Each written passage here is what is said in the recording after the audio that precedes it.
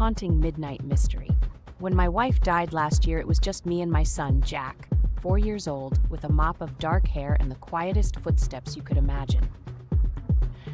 After the funeral, I became obsessed with keeping him safe, checking locks twice, installing smoke alarms in every room, mounting a baby monitor with video, and reviewing the footage every morning. I told myself it was just to make sure he was okay in the night. But the truth is, I needed to see proof that he was still there, still breathing, still mine. Sometimes I'd watch hours of him sleeping, curled up and peaceful, just to remind myself everything was normal. Last Thursday, I woke up at 4 a.m., unable to shake the feeling that someone was watching me. Maybe it was just grief or paranoia from too many sleepless nights, but I went to check the monitor feed anyway. The camera in Jack's room showed his bed was empty, but then I flipped to the camera pointed at my own bed, and my heart stopped.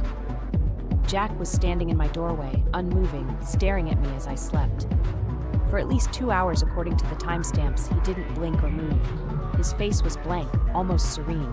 When I rushed to his room, his bed was perfectly made, but he was gone. I tore through the house, calling his name, checking every closet, every window, every inch of the backyard. Nothing. I called the police, barely coherent, and while I waited, I scrolled back through the monitor footage, desperate for clues. That's when I noticed something I hadn't seen before.